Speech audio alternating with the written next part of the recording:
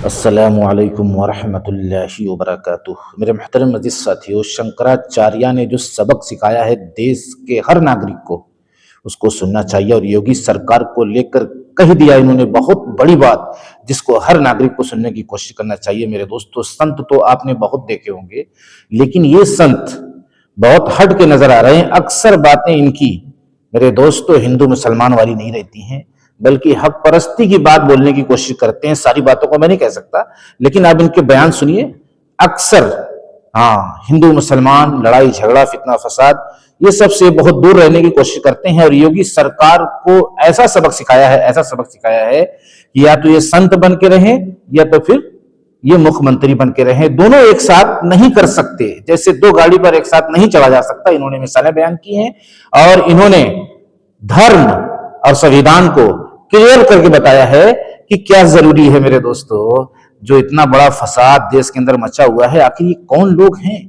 संत लोग की भी अगर ये बात मानते तो ये फितना देश के अंदर से खत्म हो जाता। आइए उस पर भी रोशनी डालने की कोशिश की इन्होंने। और इनके ही बयान में इंटरव्यू के दरमियान एक शख्स उठकर ये बात कह उठा कि क्या सिर्फ गौ हत्या जो है वो सिर्फ जैसे कि बहुत से लोग गाय की हत्या करते हैं, बर्दाश्त पकड़े जाते हैं, मारे जाते हैं, जेल होती है उनको, चाहे वो कोई भी बिरादरी का शख्स गाय को काट रहा हो खाने के नाम पर या फसाद फैलाने के नाम पर, उसके खिलाफ कार्रवाई होती है। उसके मुताबिक ऐसी बात इन्होंने कह दिया, क्या सिर्फ वही गौ हत्या, यानी और भी कई तरह से गौ हत्या हो रही है जिसके राज को इन्होंने फाश करने की कोशिश की है। मेरे दोस्तों, इसलिए भी आपको रुकना चाहिए। आज की वीडियो बहुत इंटरेस्टिंग होने वाली है। और आखिर में असासुद्दीन वैसी साहब का एक ऐसा क्लिप, मेरे दोस्तों, एक ऐसा क्लिप जो सारे हिंदुस्तान के मुसलमानों को हैरान करके रख सकता है। और बहुत से लोगों की जो कंफ्यूजन थी, दिल के अंदर जो कचरा था, वो आज साफ हो जाएगा अगर ये इस वीडियो पर आखिर तक रुकते हैं। आइए सबसे पहले मेरे दोस्तों, देर न करते हुए आपका मैं पहले दिल से शुक्रिया अदा कर दूं कि कितनी खुशी आपके जरिए से मिल रही है। आप मेरी वीडियो को देखते हैं, आगे भेजते हैं, लाइक कमेंट करते हैं। मेरे दोस्तों, बस दिल से दुआ है अल्लाह रब्बुल इज्जत आपको सीधे और सच्चे रास्ते पर चलने वाला बनाए और आपकी हर परेशानी को दूर फरमाए। और खास तौर से एक बात छोटी सी कह के मैं स्टार्ट कर रहा हूं। मेरे दोस्तों, घबराना मत, नाराज मत होना कि मैं अपनी वीडियो पर उस औरत को नहीं ला सकता जिसके बाल खुले होंगे, यानी बाल बुरा दिख रहा होगा अगर, इसलिए कि इस्लाम के अंदर किसी भी गैर महरम औरत का बाल देखना हराम है। तो फिर मैं वीडियो में कैसे लाऊं? तो आप हो सकता है आगे चल के मुझसे नाराज हो जाते कि यार ये वीडियो औरत की नहीं दिखाए, ये ब्लर क्यों कर रहे हैं। तो ये मसला है, इसलिए हम कोई हराम काम नहीं कर सकते।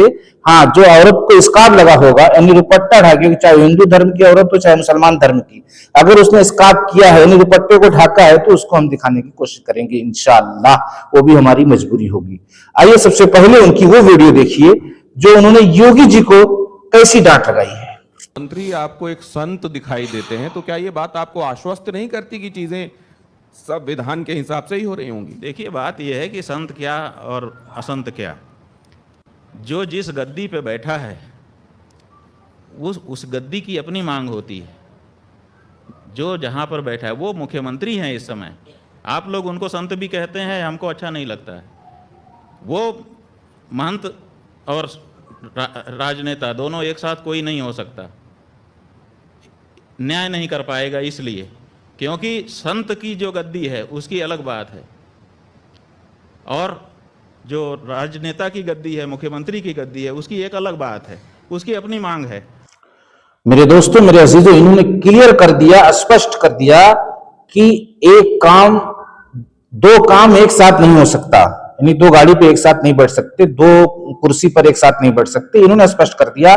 अब इसमें कहां तक सच्चाई है, अपनी राय कमेंट में देने की कोशिश करो। मेरे दोस्तों, ये धड़ल्ले से जो है योगी के खिलाफ बात करते चले जा रहे हैं और ये मौके पर बहुत ज्यादा नाराज भी हैं योगी जी से, इसलिए कि इनको जो है मेले के अंदर स्नान नहीं करने दिया गया। इनके धर्म के एतबार से ये जा रहे थे करने के लिए, जिसकी वजह से बिल्कुल ही आग बबूला है, किसी की सुनने को तैयार नहीं है और इनकी तरफ लोग बढ़ते चले जा रहे हैं, यानी इनके मंच की तरफ लोग आते चले जा रहे हैं। लग ये रहा था कि इनके पास कोई खास मजमा नहीं है, लेकिन इनका मजमा बढ़ता जा रहा है। मेरे दोस्तों, ये देखकर हैरत में लोग पड़े हुए हैं कि एक संत के चाहने वाले इतने लोग हैं हिंदू धर्म के ताल्लुक से।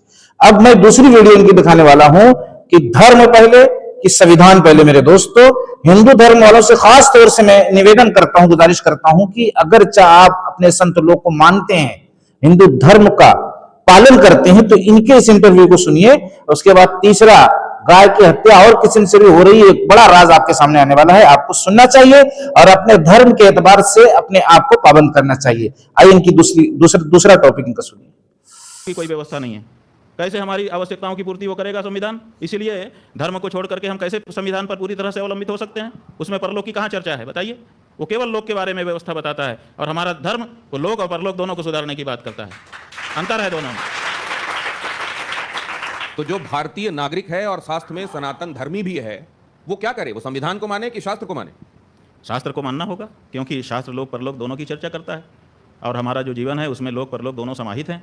इसलिए जहाँ तक हमको संविधान चोट नहीं पहुंचाएगा वहां तक हम उसको मान लेंगे, लेकिन जहां चोट पहुंचाता होगा वहां तो हमको धर्म को ही, धर्मशास्त्र को ही चुनना होगा। कोई व्यक्ति, मेरे दोस्तों, मेरे अजीजों, बहुत ही खास और इंटरेस्टिंग ये वीडियो आज होने वाली है। बहुत लोगों को सीखने का आज मौका मिलेगा। उस रब की मोहब्बत में आप बाकी रहिए जिसने हमें दो हाथ अता फरमाए, जिस हाथ के जरिए से हम दिन भर में न जाने कितने कामों को अंजाम दे रहे हैं और अपनी सेफ्टी भी करते हैं, अपना बचाव भी करते हैं, गाड़ी भी चलाते हैं, पानी भी पीते हैं, लिखते भी हैं, बहुत सा काम अंजाम देते हैं। उसकी मोहब्बत में आज वीडियो पर बाकी रहो मेरे दोस्तों। असासुद्दीन वैसी का क्लिप आपको देख कर जाना है हो सके तो, इसलिए कि एक सेकंड आपका कीमती है। इन्होंने बतला दिया कि संविधान को हम मानेंगे, लेकिन जहां हमें संविधान से चोट पहुंचेगी, यानी हमारे धर्म पे जहां रोका जाएगा, रुकावट बनेगी, वहां हम नहीं मानेंगे। इसलिए कि संविधान धर्म को कवर नहीं कर सकता, धर्म संविधान को कवर कर सकता है। इसलिए कि संविधान जो बना है वो धर्म से निकली हुई एक कड़ी है। हम हैरान हो जाते हैं कि संविधान अपने से बन गया। संविधान धर्म से निकलकर संविधान बना, यानी एक कड़ी है उसकी। संविधान जो है धर्म की एक कड़ी है। जिन लोगों ने धर्म का ज्ञान हासिल किया, अच्छे बुरे की तमीज पैदा की अपने अंदर, उसके बाद उनके मन में यह बात उठी कि एक संविधान बनना चाहिए, एक उसूल बनना चाहिए, एक कानून बनना चाहिए और एक तरीका बनना चाहिए अपने देश के अंदर। तो वो चीज कहां से पैदा हुई, कहां से अकल में आई? वो संविधान, वो धर्म के जरिए से आई। वो धर्म के जरिए से मुसलमानों ने अपने धर्म पे अमल किया, हिंदू भाइयों ने अपने धर्म पे अमल किया। उसमें बहुत सी बातें इंसानियत की लिखी हुई हैं, उसको निकाल के, टटोल के, छानबीन करके उसमें बहुत सी बातें संविधान पर लाई गई कि अगर ऐसा होगा तो फिर ये सजा मिलेगी। सारा सब कुछ आप देखिए तो ज्यादातर इंसानों के लिए हुआ, और ज्यादातर संविधान के अंदर जो एक बड़ा कानून आप नजर डाल के देखेंगे, गहराई से देखेंगे, तो वो इंसानियत को बचाने के लिए, इंसानियत शर्मसार ना हो, इंसानियत को तकलीफ ना पहुंचे, इंसानियत के साथ गलत ना हो। अगर देखा जाए संविधान का एक बड़ा मकसद इंसानियत को मुसीबत से निकालना है, दलदल से निकालना है। हाँ मेरे दोस्तों, इसीलिए जो है जो भी छोटे बड़े जो कानून बने हुए, लेकिन निकला कहां से? धर्म से, जिसको महाराज ने, इन्हें शंकराचार्य कहते हैं, क्या नाम है मैं पूरा वाकिफ नहीं हूं, इन्होंने क्लियर कर दिया। अब कोई हिंदू भाई बार बार ये सवाल और माइक लेके नहीं दौड़ेगा ट्रैफिक में इधर उधर की संविधान पहले की धर्म पहले, संविधान पहले की धर्म पहले। इन्होंने क्लियर कर दिया। समझदार हिंदू आज के बाद किसी मुसलमान से पूछेगा नहीं। अब तीसरा कंटेंट मेरे दोस्तों, तीसरा टॉपिक इनका सुन लीजिए कि इनके साथ बैठे हुए शख्स ने जो क्लियर किया है कि क्या सिर्फ गौ हत्या ये है। आइए सुनिए, उसके बाद इस पर थोड़ी सी रोशनी डालकर और असादुद्दीन वैसी साहब की वीडियो दिखाकर इंशाअल्लाह मैं इसको खत्म करूंगा वीडियो को। आपका मैं बहुत ज्यादा वक्त देता जा रहा हूं।